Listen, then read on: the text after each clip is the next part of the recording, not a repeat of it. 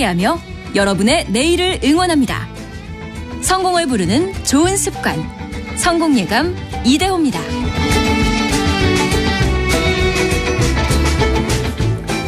자, 퀴즈 정답 말씀드려야죠. 일부 마무리할 때 말씀을 못 드려서 오늘 퀴즈 정답은 스타트업, 스타트업이었습니다. 벤처기업이라고 보내주신 분들 참 많은데 스타트업이 정답이었습니다. 7687님이 우리 신랑도 스타트업이네요. 수원시 창업지원센터에서 사무실을 지원받아서 2년, 지금은 과수에 필요한 농기구 제작해서 판매하고 있습니다. 라고 해주셨습니다. 앞으로 잘 되시길 바라겠습니다. 손수영님이 대타 하시더니 이제 4번 타자 되셨네요. 응원합니다. 1등 진행자가 되십시오. 김방희 소장님도 그동안 감사했습니다. 성공예감 화이팅 이렇게 보내주셨습니다. 따뜻한 격려 너무나 감사드립니다. 오늘 시황을 보면요. 코스피 코스닥 오늘 상승 출발했다가 지금은 조금 약보합으로 돌아섰네요. 코스피는 8포인트 0.33% 떨어진 2406 왔다 갔다 하고 있고요. 코스닥은 821포인트로 0.3% 정도 내린 상황입니다. 금융시장에 조금 뭐라고 해야 될까요? 좀 살얼음이 끼어 있는 것 같습니다. 미국의 실리콘밸리 은행, 스위스의 크레디트 스위스, 이제는 독일의 도이체방크까지 조금 휘청거리다고 해도 이게 정확할지는 모르겠습니다. 한번 좀 자세히 짚어봐야 될 것 같습니다. 개미스쿨 신한금융투자 강북센터의 곽상준 지점장, 증시 각도기 지점장님 어서 오십시오. 네, 안녕하십니까. 증시 각도기 곽상준입니다. 계속 뭐라고 해야 될까? 좀 주말에도 유럽, 미국 이야기들이 끊이질 않고 있습니다. 끊이질 않고 있습니다. 일단은 미국의 실리콘밸리 은행은 이제 파산 신청을 했고 크레딧 스위스는 UBS가 인수를 한다라고 했고, 근데 일단은 이제 지수만 놓고 보면은 우리 증시는 그래도 많이 빠지는 것 같지는 않아요. 미국 증시도 은행주들이 안 좋고, 오히려 대형주들은 괜찮습니다. 오히려 견실하고. 뭐 충격은 없다. 아니면 충격을 잘 흡수하고 있다. 어떻게 평가를 해야 될까요? 굉장히 재미난 사건인데요. 우리가 경제는 심리다라는 말을 좀 쓰잖아요. 저 혼자 곰곰이 생각해 봤어요. 왜 경제를 심리라고 할까? 심리학자들이 경제를 잘 알지는 모르겠지만 왜 심리라고 할까? 그 이유는 결국 핵심적인 이유는 경제를 돌아가게 하는 힘은 신용이기 때문이다. 신용. 다른 말로 더 쉽게 풀어보면 어려운가? 레버리지. 레버리지. 즉 현금만으로 경제가 돌아가는 게 아니라 쉽게 말하면 대출과 그렇죠. 따르게 표현하면 부채. 그렇죠. 부채 효과로. 집을 사셨을 때 내가 어떻게 사셨는지, 그다음에 자동차를 살 때 어떻게 사셨는지 이런 것들을 생각해 보면 되죠. 저희가 원활하게 집이나 자동차를 사는 이유는 내 돈만 있었으면 조금 더 시간이 걸렸을 텐데 은행에서 신용으로 도와줬기 때문이죠. 그럼 빨리 크레딧을 은행 크레딧을 나한테 제공해 준 거죠. 그러니까 크레딧 신용이거든요. 그렇죠. 근데 신용이라는 건 우리나라 말로 아주 쉽게 표현하면 무슨 말이냐면 믿음입니다. 믿음이죠. 내가 너를 믿어? 안 믿어? 근데 이게 믿음이라는 건 마음의 문제거든요. 그래서 경제는 심리라는 거죠. 이 믿음이 깨지게 되면 경제가 깨지는 건데요. 그렇죠. 여기서 이제 요즘 왜 이렇게 이 난리가 난리 부르스냐라는 걸 얘기할 때 꼭 기억을 하셔야 될 대목이 은행업의 구조입니다. 은행업의 구조. 은행업은 전형적인 레버리지 산업이에요. 그렇죠. 우리가 BIS 비율 10%다 이러면 10배 장사한다는 겁니다. 자기 자본 1을 가지고 10배의 자산을 운용한다라는 얘기가 되고요. 5%면 20배예요. 리먼 브라더스 사태가 났을 때 투자은행들이나 이런 데 레버리지는 30배 훨씬 넘었습니다. 그러니까 이게 30배라면 3.3%만 무너지면 자본은 다 없어지는 거예요. 그런 개념이잖아요. 그러니까 이 레버리지 사업이기 때문에 심리에 의해서 엄청나게 요동을 치는 거고, 이걸 따지고 뒤집어서 보면 전 세계 어떤 은행도 불안함에 떨쳐 이렇게 놓여지게 되면 안전한 은행은 하나도 없다.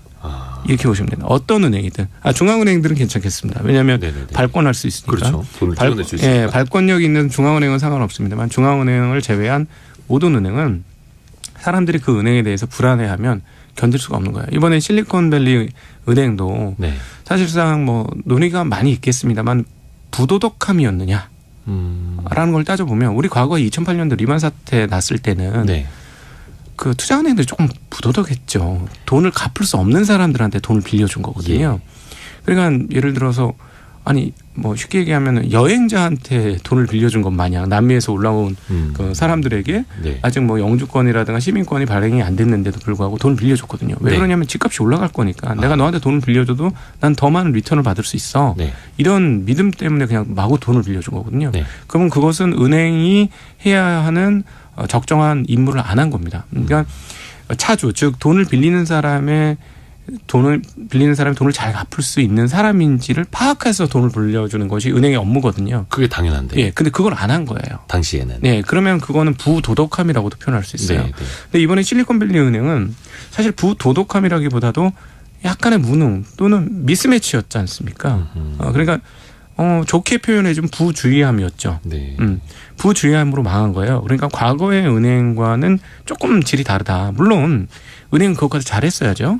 앞으로 나에게 돈을 찾아갈 사람과 돈을 빌려갈 사람의 균형을 잘 맞추는 것이 은행의 본업입니다. 본질이에요. 근데 그거를 실수를 했으니까 은행이 망한 거다 이럴 수는 있는데 그렇지만 과거처럼 너무 많은 그 레버리지를 사용해 가지고 감당할 수 없는 정도 수준의 대출을 많이 해줘서 무너진 게 아니라 너무 돈이 많이 들어오자 그걸 어떻게 운용할 방법이 없으니 채권을 운용하되 좀 금리가 높은 장기 채권을 집중적으로 운용했던 이것들이 장기 채권 가격이 급락을 하면서 무너진 거거든요.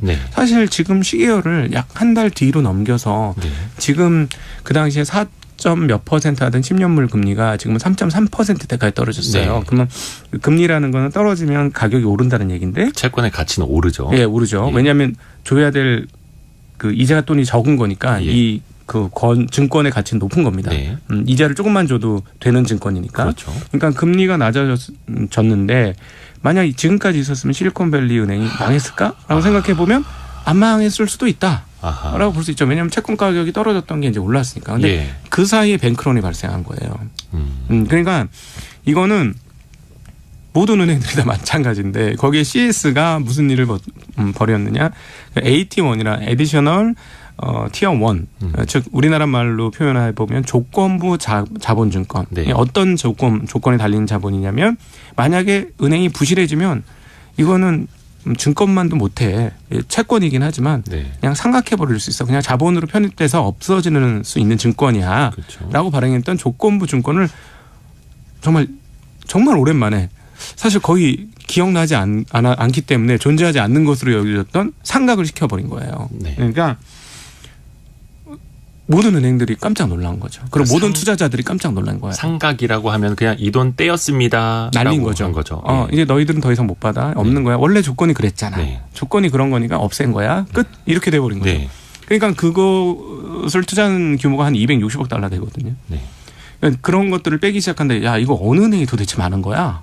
이제 이런 그 시장의 판단이 시작이 되겠죠. 그래서 그게 많이 빠지는 쪽은 여리한 상황으로 갈 수밖에 없고 도이체방크도 아무래도 이 AT1 채권을 많이 들고 있고 이렇기 때문에 저 은행도 좀 옛날에 저 은행 문제 많았잖아. 저것도 문제 되는 거 아니야? 이런 상황으로 지금 번지고 있다는 것이죠. 그래서 앞으로 또 번질 수도 있어요.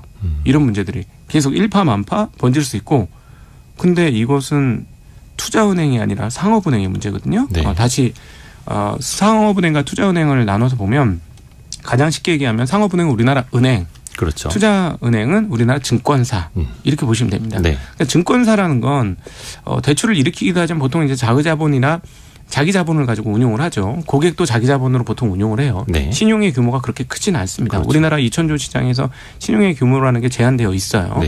근데 그렇기 때문에 여기는 망해봐야 자기 돈 날리고 끝나는 거예요. 그러나 상업은행 같은 경우는 결제 능력을 모두 가지고 있습니다. 그래서 하나가 문제가 되면 일파만파로 연쇄적으로 다 문제가 돼요. 그런데 이 도이치방크 같은 경우도 IB 사업이 상당히 크긴 했습니다만 세계 중요한 30대 은행 중에 하나예요. 도이체방크가. 그러면 이 은행이 문제가 생기면 어떻게 될 것이냐. 또 일파만파로 연결이 되는 거죠. 그래서 그 도이체방크가 지난주 금요일에도 장중 주가가 14%는 폭락했었습니다. 물론 이게 좀 올라오기는 했습니다만 도이치은행 같은 경우 이제 도이체방크라고도 부르고 네. 도이치은행이라고도 부르는데 최근에 일단은 세 번째 타자가 도이체방크 아니냐 이런 이야기들이 나오는데 네. 일단 여기에 불씨가 옮겨붙은 이유는 뭐라고 봐야 되겠습니까? 네. 앞서 말씀드렸듯이 AT1 그 증거를 많이 가지고 있었고 그리고 그러니까 크레딧 스위스 사태처럼. 네, 네. 그리고 과거부터 계속 문제가 많았어요. 구조조정을 굉장히 오랫동안 했고 2011년에도 했고 16년에도 했고 19년에도 했고 네. 계속 구조조정을 했고 IB 규모를 줄이겠다고 했고 감원도 계속을 했습니다만 건강한가에 대한 의문들이 이럴 때마다 가장 먼저 떠오르는 문제가 되는 은행 아니야라고 했던 게 도이치방크이기 때문에 이번에 이렇게 먼저 문제가 됐다라고 보시면 되겠고 근데 여기서 이제 진화를 안 하면 말씀드렸듯이 은행이라는 거는 세상에 어떤 은행도 네. 신용이 떨어졌을 때 안전한 은행은 없습니다. 그러니까 여기서 막아야 되는 그런 절체절명의 상황에 도달한 것이다. 이렇게 진단할 수 있겠습니다. 일단 그 도이체방크 최근 시가총액을 보니까 우리나라 돈으로 한 26조 원 정도 되더라고요. 우리 그 독일의 제1의 은행인데 네. 우리나라 KB나 신한금융그룹 시가총액이 한 20조 원 정도 네네. 되니까 어떻게 보면 독일 이 은행은 계속 내려와서 맞아요. 이 정도가 됐던 거고 네, 주가 엄청 많이 빠졌어요. 글로벌 금융위 그러니까 2008년 직전 주가 네. 보면 150달러였던 것이 최근에는 한 9달러. 네. 정도까지 이제 계속 위축이 돼 왔고 말씀하신 것처럼 글로벌 금융위기 당시에는 당연했고 뭐 16년도 11년도 또 최근에는 19년도에도 위기설 그래서 네. 그냥 위기설 하면은 언젠간 맞아요. 도이체방크도 그렇죠. 이번에도 이렇게 따라붙는 것 같아요. CS 터질 때 그럼 도이체방크는? 사람들 학습 효과가 있는 거죠. 예, 이런 말을 하게 됐었거든요. 네. 근데 일단은 독일의 그 숄츠 총리도 그렇고 네. 매우 건전한 상황이다. 도이체방크가 과거랑은 다르다. 이렇게 네. 발언을 하면서 약간 낙폭도 이제 좀 주가가 네. 진정이 됐었죠. 네. 실제로 건전하다. 도이체방크 이렇게 볼 수 있겠습니까? 만약에 미국의 주요 은행, 우리가 귀로 들었던 미국이 알고 있는 은행, 이번에는 우리가 귀로 못 들어봤던 은행들이지 않습니까? 지방은행이 수없이 많기 때문에 미국 같은 경우는. 네, 뭐 퍼스트 리퍼블릭 네. 은행 뭐 이런 것들. 네. 그런 지방은행들은 이름 다 생전 처음 들어보는 듯한 너무 많으니까. 네, 생소한 이름이거든요. 근데 만약에 우리가 알고 있는 미국 은행이 이렇게 흔들렸을 때 미국은 어떻게 했을까 보면 미국도 당연히 막았을 겁니다. 아무 문제 없다. 그렇죠. 네. 왜냐하면 우리가 리먼 브러더스 사태라고 자꾸 얘기하는데 리먼 브러더스는 상업은행이 아니었어요. 투자은행이었습니다.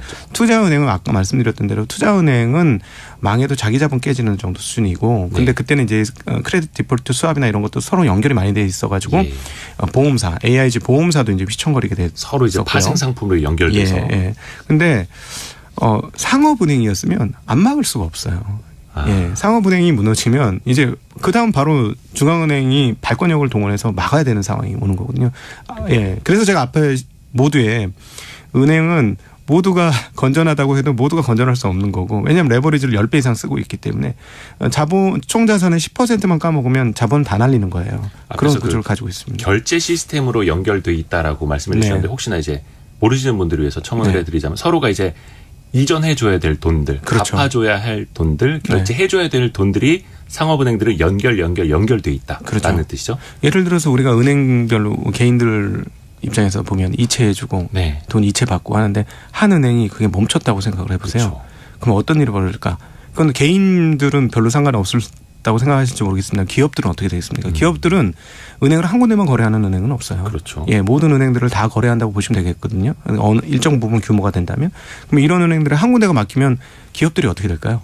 기업들이 결제 대금 줘야 되는데 그다음에 어음 발행했던 거 갚아야 되는 날인데 거기서 돈 나오기로 했는데 안 나와.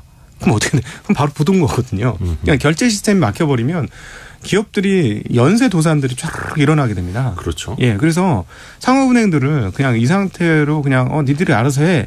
할 수 있는 그런 존재가 아닙니다. 상업은행이라는 것 자체가. 그래서 상업은행은 반드시 막아야 되고 그러니까 사실은 중앙은행장이 나와서 얘기를 했어야 맞는 거일 수도 있잖아요. 네. 도이체방크 같은 경우도. 예. ECB 총재도 얘기를 했고 어떤 필요하면 유동성 공급하겠다라고 얘기했고 그러면 이제 그다음에는 독일은행장이 나와서 분데스방크가 나와가지고 우리 괜찮습니다. 막을 수 있습니다.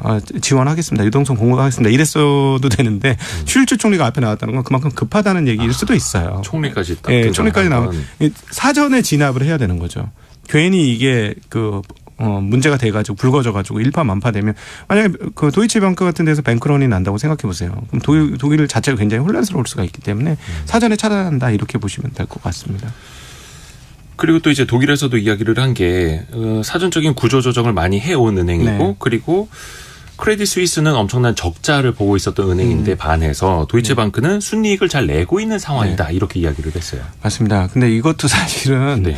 IB가 굉장히 많잖아요. 네. 이쪽 은행들이. 근데 이제 IB 연세에서 이게 참 골치 아픈 거예요. 결국은 금리가 너무 높아진 거예요. 지금. 이 금리가 너무 높아요. 5% 네. 금리가. 왜냐하면 작년도까지만 해도 대출 시장의 대출 금리가 대충 상업은행의 상업부동산의 경우. 상업부동산. 네, 상업부동산의 지금 그게 지금 문제가 되고 있으니까 네. 한 3%대 초반 이런 정도였는데 지금 2배 올랐습니다. 네. 그러면 그 사람들이 돈을 빌릴 때 넉넉하게 돈을 가지고 있어서 이거 3배 정도 금리 올라도 아무 상관없어라고 돈을 빌리는 사람이 얼마나 될까요? 우리가 부동산 매입을 할 때 생각해 보시면 내가 돈을 월급을 얼마를 받는데 네. 지금 금리가 3%야. 그래서 이거 한 얼마를 빌려도 이 집을 갚을 수 있어. 근데 1년 뒤에 2배 이상 올랐다 금리가. 그럼 굉장히 곤란한 사태거든요. 개인으로 와서 생각을 해봐도. 네. 그냥 이게 기업으로 가면 더 골치 아픈 일이죠. 이미 그래서 미국의 상업은행들이나 이런 쪽이 디폴트가 나고 있는 일이 지금 벌어지기 시작했습니다. 2월 달에 한 건, 3월 달에 한 건이 발생을 했어요. 그러니까 지금은 건전합니다만 이게 서로 연쇄적으로 물리고 먹혀 들어가기 시작한 문제가 되는데 네. 그렇기 때문에 또 사전에 차단을 해야 되는 거예요. 이런 것들이 더 퍼지지 않도록. 그렇기 때문에 이 회사는 굉장히 건전하고 여러분 뱅크론 할 필요 없고 이 회사는 다 여러분의 돈을 잘 안전하게 관리하고 있고 갚을 수 있으며 또 필요하면 우리가 유동성도 공급해 준다라고 얘기할 수밖에 없는 것이 여기서 문제가 더 커지면 멀쩡할 수도 있는 일이 더 커질 수도 있는 그런 것이거든요. 그 상업용 부동산 말씀하신 건 잠시 후에 조금 더 한번 여쭤볼게요. 근데 진짜 방금 이야기해 주신 것처럼 멀쩡한데 네. 불안하네 그러면 진짜 불안에 빠질 수 있는 게 그럼요. 일종의 그 자기 실현적 예언이라고도 하는데 네. 특히 금융 시스템이 앞에서 이야기해 주신 것처럼 심리와 굉장히 연관되기 때문에 근데 이거를 그래서 어디선가 조금 도미노 현상이 일어나지 않을까. 중간에 네. 그걸 좀 빼놔야 되는 거고. 그러면 당국에서도 계속해서 개입을 할 수밖에 없겠네요. 이거. 그럼요. 지금 이미 도미노를 막기 위해서 초장에 들어온 거죠. 은행 문제였으니까. 만약에 증권회사라든가 이런 네. 문제였으면 조금 시간을 두고 해결했을 수도 있을 것 같아요. 그런데 아무리 지방은행이라도 은행이 문제가 돼서 다른 쪽으로 연결되고 또 연결될까 봐 사전에 차단하는 거죠. 예를 들어 멀쩡한 은행들이 자빠지면 앞서 상업은행 얘기를 잠깐 상업부동산 얘기를 네. 드렸습니다마는 아까도 결제 시스템도 연결해서 연결된다는 말씀 드렸습니다만 한 군데서 문제가 생기게 되면 한 군데서 문제가 생겨서 자금 조달이 제대로 안 돼서 갚아야 될 돈을 못 갚으면 너만 그래? 또 다른 사람 어떻게? 그리고 은행들은 신용 경색이 일어나게 되면서 야, 좀 문제가 되는 것 같은데 앞으로 돈 빌려주는 거 그만해야 되겠어. 네. 이렇게 되면 당장 갚아야 될 스케줄을 갖고 있었던 회사들이 은행에서 돈을 못 빌린다. 그렇죠. 이렇게 되면 좀 문제가 심각해지잖아요. 다 연결되어 있습니다. 이 부분들이. 네. 우리나라 부동산 PF 상황하고도 이제 좀 맥이 다 있기도 하고. 근데 이제 많은 분들이 이해를 잘 못하시는 부분이 이겁니다. 그러니까 지난주에도 미국 연준이 0.25%포인트 네. 기준금리 올렸고 영국도 올렸습니다. 네. 근데 한켠에서는 기준금리 계속 올리면 금융 시스템이 불안해질 수밖에 없다. 없죠. 금융도 그렇고 부동산도 더 네. 힘들어할 수밖에 없다 하고 네. 있는데 또 한쪽에서는 계속해서 금리를 또 올려가고 있고 네. 이 양쪽의 균형 이건 좀 어떻게 봐야 되겠습니까? 이게 굉장히 어려운 상황에 봉착하게 됐는데 저는 요즘에 그래서 한 스테이지에 인플레이션 선수와 디플레이션 선수가 한 무대에 같이 섰다 이제부터라고 표현해요. 인플레 선수와 디플레이션 선수가 같이 서 있다. 네, 같이 어떤 의미일까요? 그러니까 뭐냐면 그동안에는 인플레이션 선수가 있었잖아요. 예. 그래서 이 인플레이션을 잡지 않으면 모두가 좀 도탄에 빠질 수 있기 때문에 예. 인플레이션 잡아야 된다 그러고 인플레이션 집중 공략했습니다. 중앙은행들이. 네. 그래서 미국뿐만 아니라 모든 중앙은행들이 다 금리를 올렸고요. 네. 근데 금리를 올리게 되면 말씀하셨던 대로 너무 높은 금리는 쉽게 생각하면 개인한테 돌려서 생각해 보시면 이자율이 예를 들어 3% 이자를 내다가 10% 이자를 낸다 그러면 내 씀씀이가 어떻게 될 건가 한번 생각해 보세요. 근데 빚을 꽤 많이 주고 있어. 네. 집을 산다고. 그러면 내 씀씀이가 당연히 줄어들 수밖에 없어요. 그렇죠. 그럼 경제는 위축될 수밖에 없고 수축될 수밖에 없습니다. 또 그렇게 수축을 시켜야 인플레이션이 잡히기 때문에 그렇게 했는데 문제는 뭐냐면 현재 이 금리를 견뎌내기 어려운 사람들이 생기기 시작했다라는 것이죠. 그러니까 이런 상황들이 지속된다면 그 금리 부담에 못 이겨서 어려워지는 회사들 그리고 또 한계 기업에 있는 한계 상황에 있었던 기업들은 뭐 도산이나 이런 문제들이 발생할 가능성이 매우 높아지는 거죠. 그렇죠. 그걸 우리가 일컬어 뭐라고 부르냐면 디플레라고 부르잖아요. 그래서 금리가 높아졌으니까 한쪽은 인플레 선수가 아직도 안 죽고 있고, 예. 근데 인플레 죽이고 나서 디플레를 대응해야 되는데 디플레가 먼저 올라온 거예요. 그러니까 우리가 일컬어 우리 이쪽 용어로 스태그플레이션 가능성이 네. 있는데 유럽은 그게 굉장히 심해진 게 영국 같은 경우 금리를 0.25% 올리는데 그 전전날 나왔던 인플레이션율이 10%가 나왔어요. 넘었죠. 그러니까 금리를 안 올릴 수도 없는 거예요. 그렇죠. 인플레이션. 왜냐하면 이렇게 되면 돈 가치가 아예 점점 없어지고 중앙은행이 발권을 한다고 해도 믿지 못하는 상황들이 벌어질 수 있는 거잖아요. 그러니까 그럴 수 없기 때문에 이걸 방어해야 되기 때문에 영국 베일리 총재나 이런 쪽은 계속해서 금리를 올리겠다고 얘기를 한 거고, 근데 경제 여건은 계속 나빠지는 거죠. 금리가 이렇게 높아지면. 지금 그런 상황에 점차 봉착되어 있는데, 미국 연준 같은 경우는 지난주에 있었던 FOMC 회의에서 얘기를 보면 그걸 고려하고 있는 것 같습니다. 어떤 거냐면 이번 뱅크런 사태가 얼만큼 인플레이션을 늦추거나 낮출 수 있는지 그건 지켜봐야 되겠다라는 네. 톤의 이야기가 기자회견에서 있었어요. 그러니까 인플레이션은 앞으로 상당히 빠른 속도로 떨어질 가능성이 있어 보입니다. 미국도. 네. 아마도 한 2달 이후부터는 확실히 보일 텐데 이번 뱅크런 사태가 투자 심리나 경제 심리나 소비 심리에 상당히 큰 영향을 미칠 것으로 보고요. 그럼 대략 한 5월 달 정도에 나오는 그 심리 지표나 이런 미국의 경제 지표들이 상당히 밑으로 떨어지는 흐름들을 나타낼 것이다. 그렇게 되면 지금 뭐 한 번 더 올릴 수 있다라고 금리 얘기를 하지만 금리는 못 올리는 상황들이 오게 될 가능성이 매우 높고요. 네. 그다음에 채권 시장은 이런 상황들을 보고 어떻게 판단을 하고 있냐면 조만간에 금리 다시 내린다라는 생각을 하고 있어요. 그래서 금리가 굉장히 재미난 일인데 1일물짜리 기준금리보다 네. 3개월짜리 금리가 거의 낮아요. 네. 좀 웃기는 얘기잖아요. 그렇죠. 아니 1년물도 아니고 3개월짜리가 1일 그냥 데일리로 넣었다 뺐다 할 수 있는 예금이 적금보다 금리가 낮다. 네. 그러니까 적금이 금리, 예, 적금보다 높다. 네, 현재. 예를 들어 1년짜리 적금을 해도 지금 1일물보다 금리가 낮다. 그럼 적금을 하시겠습니까? 되게 재미난 얘기잖아요. 근데 지금 상황이 그래요. 왜냐하면 채권 시장 입장에서는 지금 경쟁이 완전히 나빠지니까 금리 안 내릴 수가 없을 거야. 앞으로 곧 내릴 거야. 이렇게 되는 거고, 실제로 굉장히 미국 은행들은 이미 예금 금리가 거의 없어요. 네. 예, 이미 낮아져 있습니다. 왜냐하면 예금 필요 없어요. 운용할 방법이 없거든요. 네.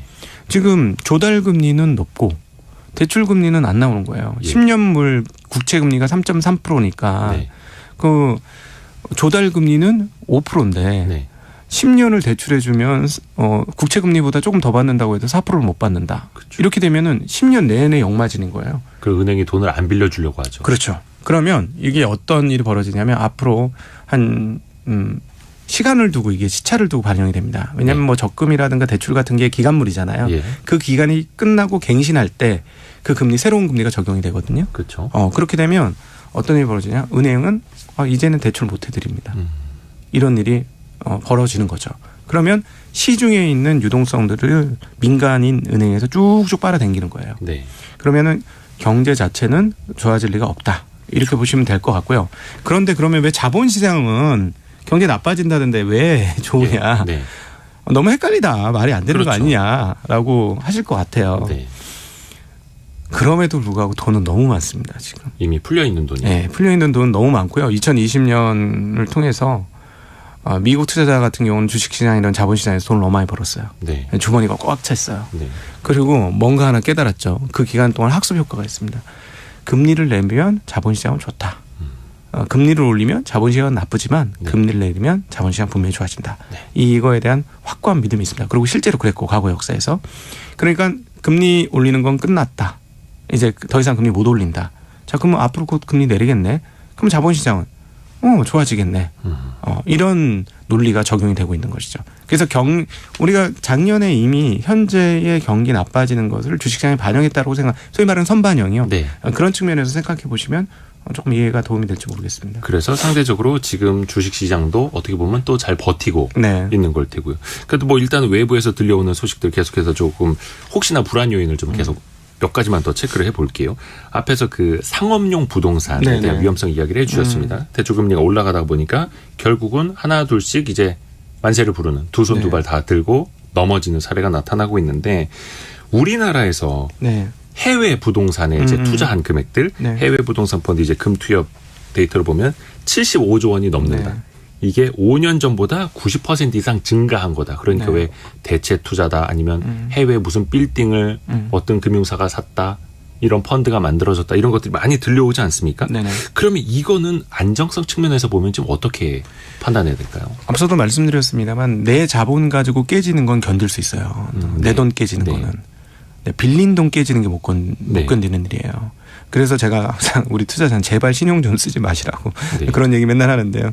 왜냐하면 신용 쓰면 견딜 수 있는 것도 못 견디게 되는 건데 이건 잠깐 딴 얘기를 한 거고 다시 네. 얘기로 돌아가 보면 내 자본 깨지는 건 내 자본만 깨지면 끝나는 거예요. 네. 근데 빌린 돈 깨지면 계속해서 연결되는 거거든요. 그렇죠. 그런데 지금 한국에서 해외 투자한 거는 레버리지 일으킨 수준을 한번 확인은 해봐야 되겠습니다만 네. 그런 정도로 큰 규모는 아닐 거라고 봅니다. 그래서 한국 은행들이 꾸준하게 돈을 벌고 있고 그다음 대선 충당을 쌓고 있고 이런 것들을 감안해 보면 그거까지 문제가 되려면 상업 은행들에서 부실 비율이 엄청나게 높으면 문제가 될 거예요. 절반은 다 날렸다더라. 뭐 네. 이런 뉴스가 나온다면 뭐 심각한 문제가 되겠죠. 근데 그 전 정도까지 될 거라는 거는 그냥 일단 지금 현재 그냥 걱정이 걱정을 부르는 내용 정도로 보셔야 될 것 같고 네. 진행 상황 진도율을 좀 봐야 될 것 같고 일단 상업은행 규모가 어느 정도냐를 좀 파악해 볼 필요가 있는데 미국 상업은행 규모가 7천조 원 네. 정도 수준입니다. 도이치뱅크 같은 경우는 한 5에서 7% 정도 노출도가 있었던 것으로 자산에서 네. 보여지고 근데 상황이 어떠냐면 22년 대비 가격이 좀 많이 빠졌어요. 다들. 그래서 사무실은 한 25%. 그 상업용 부동산 중에서. 네, 상업용 부동산 중에 예. 맨션은 21%, 상가는 19% 정도 이렇게 빠졌는데 이렇게 빠진 이유를 찾아보니까 코로나로 인해서 공실률이 너무 높아져가지고 예. 기존에 한 13%에서 17%까지 공실률 늦어졌고 네. 또 그다음에 사람들이 재택근무를 원하면서 쉽게 그 사무실로 들 돌아갔습니다. 예. 그래서 19년 대비 입주율이 많이 떨어져 있어요. 한 절반 정도밖에 안 되는 수준으로 입주율이 떨어져 있어서 상업용 부동산이 연체율이 계속해서 올라간 거고 지금 연체율은 앞서 잠깐 말씀드렸습니다만 한 3.12% 정도 됩니다. 그럼 이게 어느 정도 규모냐? 우리가 부동산으로 대재앙을 맞았던 건 2008년도인데요. 네. 2008년도 상업 그 부동산 관련 연체율은 10%대였습니다. 그러니까 많이 높아지긴 했지만 예. 그때 비해서는 뭐 위기 상황이다. 라고 볼 수는 없고 여기서 이제 잘 막으면 마무리가 되는 것이고요. 근데 이제 조금씩 문제가 생기는 건 2월 달에는 콜롬비아 프로퍼티라는 회사가 17억 정도 규모, 17억 달러 규모 예. 디폴트가 났고 브룩필드라는 회사도 3월 달에 한 7.5억 달러 정도 오피스 부도가 났습니다. 그래서 이렇게 될 수밖에 없는 이유는 금리가 너무 높아졌기 때문이에요. 네. 2배로 올랐습니다. 21년도에 3.2%였는데 지금은 6.3%예요.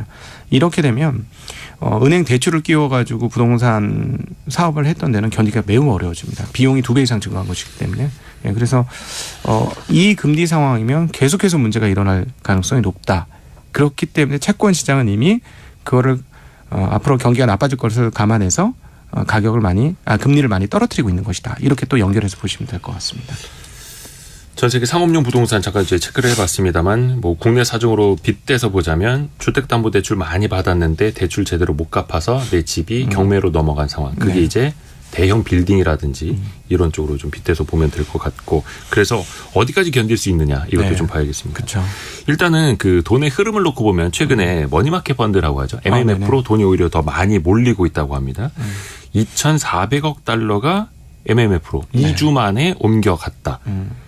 이거는 우리가 어떻게 해석을 좀 해야 되겠습니까? 그러니까 우선은 이제 MMF에 대한 의미, 네. 정의부터 좀 소개를 부탁드립니다. 이게 수시 입출금이 가능한 상품인데요. 뭐 보통 이제 국내에서는 뭐 1일짜리까지는 아니고 가입을 하면 그 다음 날부터 운용이 돼서 네. 판매를 하면 그 다음 날 환매를 해주는 아주 단기 유동성으로 사용되는 머니마켓 펀드라는 금융 상품이고요. 돈을 아주 짧게 맡길 수 있는 거. 그렇죠. 네. 뭐 보통은 한 달에서 많게는 두세 달 이 정도로 하는데 왜냐하면 금리가 높아요. 네. 왜 금리가 높으냐면 이게 기업은행 CP, 그다음 양도소 예금증서 CD 이런 거에 투자를 합니다. 네. 금리가 조금 있는 상품에 투자를 하기 때문에 금리를 더 많이 돌려줄 수 있거든요. 네. 그래서 사람들이 이런 쪽으로 투자를 하는데 이게 말씀드렸던 기업보험, 양도소 예금증서 이런 것들 다 채권이에요.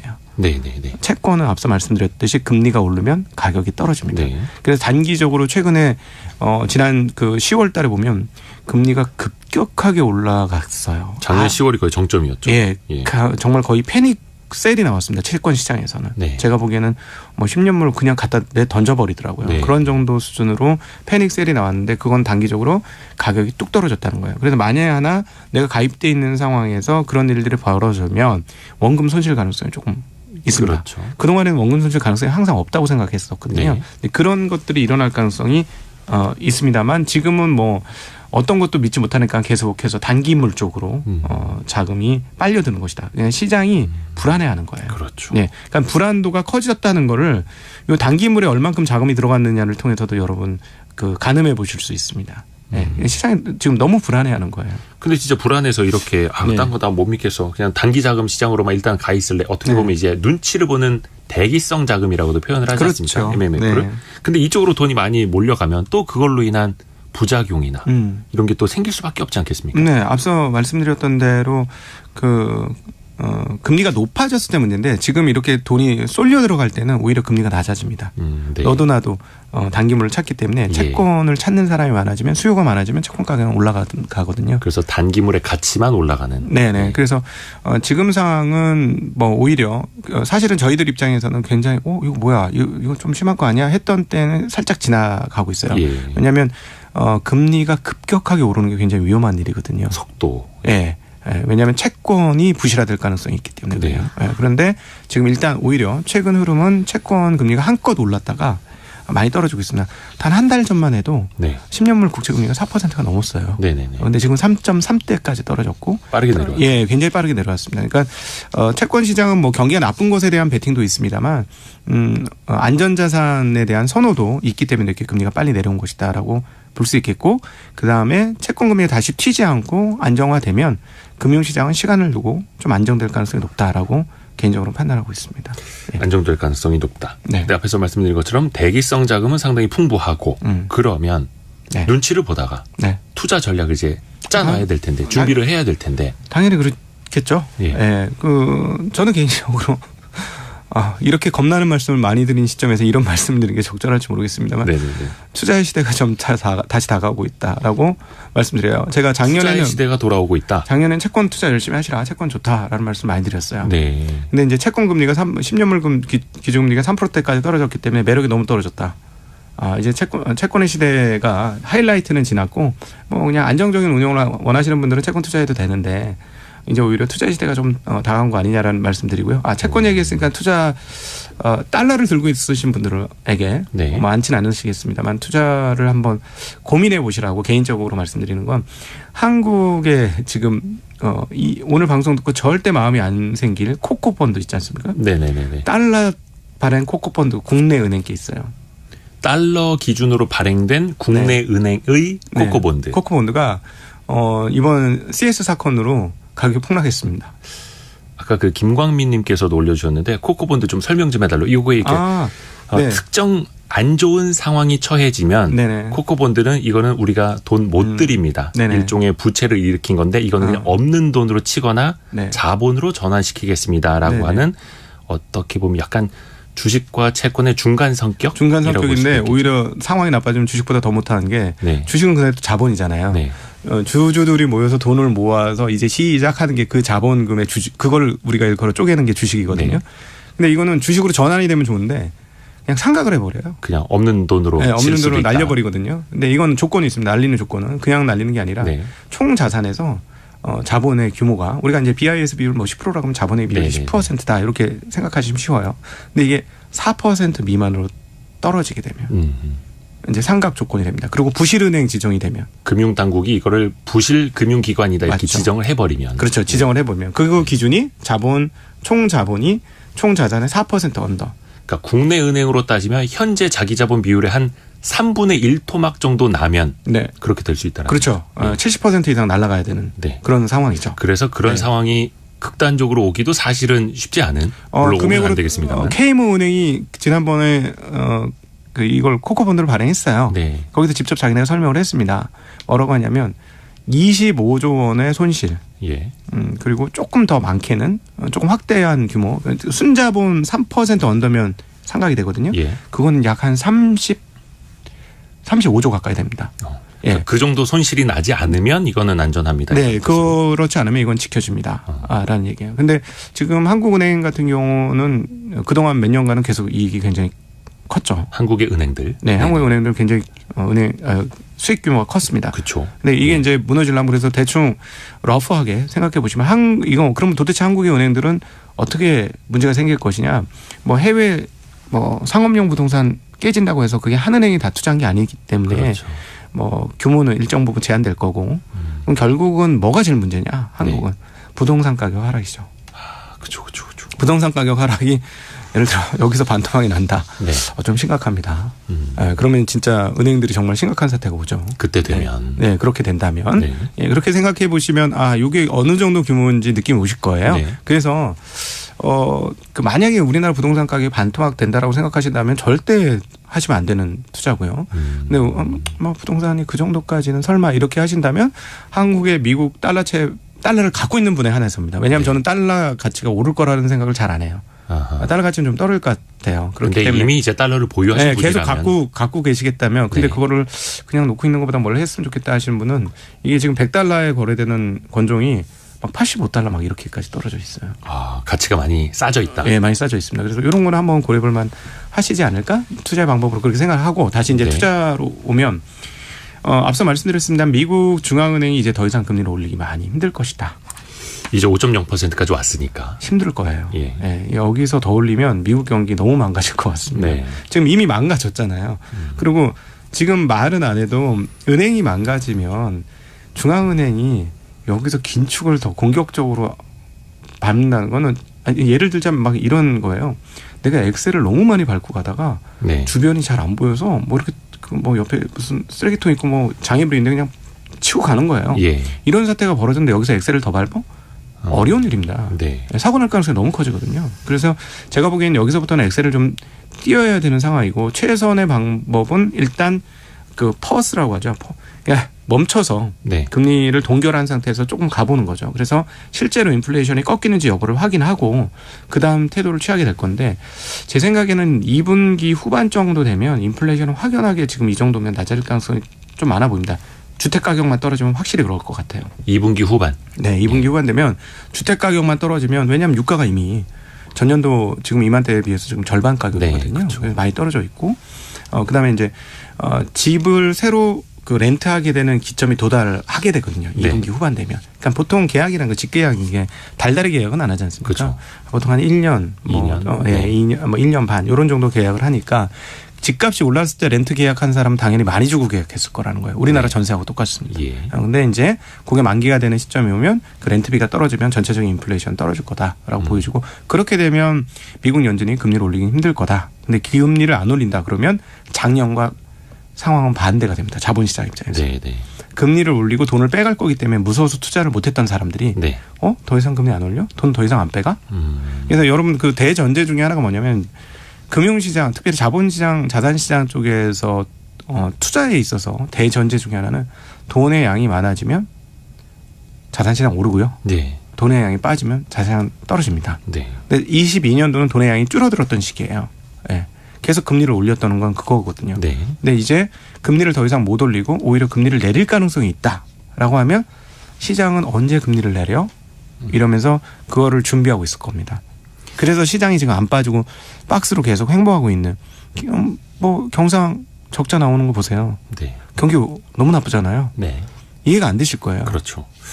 그 미스매치가 나는 거예요. 실물 경제와 자본시장과는 항상 시기가 동일하게 움직이지 않습니다. 그래서 실물 보고 자본시장 보면 항상 안 맞아요. 그래서 그거는 꼭 염두에 주시면 좋을 것 같습니다. 그래서 실물 경기를 공부하는 것과 자산 투자를 하는 시계열은 내가 약간 조금 뭐라 해야 될까 시계를 양쪽 손에 차고 있는 것처럼 분리를 해서 보는 습관을 많이 가져야 될 것 같습니다. 맞습니다. 오늘 신한금융투자 강북센터의 곽상준 지점장과 함께 글로벌 금융시장부터 우리 시장까지도 이야기를 해보고요. 잠시 라디오 정보센터 들러서 뉴스 한번 또 정리하고 가겠습니다. 인천 강화군 만이산의 산불이 산림 22헥타르를 태운 뒤 발생 17시간 만인 오늘 오전 8시쯤 주불이 진화됐습니다. 산림당국은 굿당에서 시작된 불이 번지면서 산불이 발생한 것으로 보고 정확한 화재 원인을 조사 중입니다. 김소영 금융위원회 부위원장이 기업 인수합병 지원을 위해 공개 매수 시 사전 자금 확보 부담 완화 방안을 다음 달부터 시행하겠다고 밝혔습니다. 서울 강북 지역의 1주택자들이 용산 등 특정 지역을 제외하고 올해 종부세를 내지 않는 것으로 나타났습니다. 1주택 부부 공동명의의 경우 서울 강남의 유명단지를 빼면 종부세를 내지 않습니다. 윤경림 KT 차기 대표이사 후보가 오늘 사퇴 의사를 이사회에 공식적으로 전달했습니다. KT는 주요 이해관계자들의 기대 수준을 넘어서는 지배구조 개선을 통해 새로운 CEO가 선출되는 것이 가장 바람직하다고 윤 후보가 판단했다고 밝혔습니다. 지금까지 라디오 정보센터 조진주였습니다. 오늘 청취자 문자 그리고 KBS 콩 메시지 엄청 많이 들어오고 있습니다. 너무나 감사드리고요. 오늘 제가 성공예감 이대호입니다로 이름을 달고 처음으로 정식으로 시작하는 하루여서 많은 분들이 또 이제 이렇게 응원을 해주고 계십니다. 또 응원에 보답하는 방법은 경제 이야기를 더 쉽고 재미있고 이해하시기 편하도록 제가 요약해드리는 길밖에 없다고 생각을 합니다. 그래서 애프터 서비스 이거 잘해야죠. 곽지연 리포터 많이 도와주십시오. 바로 우리 청취자분들의 질문 들어볼까요? 네. 질문 들어가기 전에요. 네. 오늘 3월 27일 아마 이날은 우리 이대호 편집장님에게는 아주 기념일이 됐네요. 그러게요. 예. 아마 놀라시는 분 계실 거예요. 지금 더 뒤에 또 KBS 홈페이지 보신 분들 아주 멋지게 성공예감 이대호입니다. 아무튼 축하드립니다. 사진을 좀 더 잘 찍을 걸 그랬어요. 아니 언제 찍으셨대요? 고정이 될 줄 알았으면 사진 조금 더 잘 찍을 걸. 잘 나왔습니다. 신경 쓰네요. 고맙습니다. 네. 축하드리고요. 잘 부탁드리고 앞서 또 오프닝에서도 또 잘 알려주시고 또 함께 성장하자고 하셨잖아요. 그래야죠. 자, 앞으로 잘 성장해 봅시다. 우리 최지영님의 질문이 첫 번째로 있네요. 자, 금리 얘기 문자 보내셨어요. 그러니까 고정금리로 대출 신청을 했는데 중간에 변동금리로 바꿀 수가 있는지 궁금해하시네요. 그럼요. 바꿀 수 있죠. 네. 뭐 예를 들어서 3년 변동 후 고정금리, 5년 변동 후 고정금리 아니면 그 반대의 경우도 있기는 있습니다. 이제 문제는 갈아타는 데는 이제 돈이 든다라는 거죠. 아예 상품을 해지를 하고 재가입하는 것처럼요. 그렇죠. 대출받은 상품은 거의 다 조기 상환 수수료라는 게 있습니다. 정책 자금은 이제 없는 경우도 있긴 합니다만 조기 상환 수수료가 거의 한 1에서 1.5% 정도 되니까 이걸 반드시 이제 계산을 해보셔야 되는데 그러니까 혹여나 앞으로 금리가 낮아질 것 같다. 그래서 고정금리를 변동금리로 갈아타려 한다. 그런데 이자 차익과 조기 상환 수수료 과연 얼마가 더 어디에 더 셀 거냐 약할 거냐 계산을 해보셔야겠죠. 그래서 인터넷에 보시면 조기 상환 수수료 계산기라는 게 있습니다. 그걸 통해서 한 번씩 계산해 보시면 좋겠고 당연히 금리 인상기 상승기에는 고정금리가 유리하고 그리고 만약에 인하기가 돌아온다. 금리 하락기가 온다 하면은 변동금리가 유리하겠죠. 다만 현재 펼쳐지고 있는 상황으로는 그 후자가 맞지 않을까 생각하고 있습니다. 네. 자, 이어서 정부가 내놓은 대출 상품 특례 보금자리론 관심 가지는 청취자분들 많으신데요. 관련 질문도 도착했습니다. 지난 금요일 원탁의 기자들 시간에서도 말씀 나누셨는데 청취자 김재영님 특례 보금자리론 이런 효과도 있지 않을까요? 맞습니다. 이름이 항상 좀 어렵기는 한데 많이 헷갈리죠. 특례 보금자리론은 기존의 그 정책 모기지가 하나로 통합된 거다라고 생각하시면 되겠습니다. 보금자리론도 있고 안심전환대출도 있고 이런 것들이 통합된 거다 이렇게 보시면 되겠고 특례 보금자리론은 9억 원 이하 주택을 처음 사거나 아니면 기존 대출을 상환하거나 임차 보증금을 반환하거나 이런 목적으로 대출은 5억 원까지 가능하고 또 중요한 건 소득에 제한이 없고 중도 상환 수수료도 없습니다. 그리고 대부분 한 4%대 금리가 적용되고 있어서 이것도 많이 알아보시면 좋을 것 같습니다. 네. 자, 그리고 올 2분기 전기요금 인상 여부가요. 아마 이번 주에 발표될 예정입니다. 아마 소식 들으시고 휴대전화 뒷자리 2423 쓰시는 청취자분은요.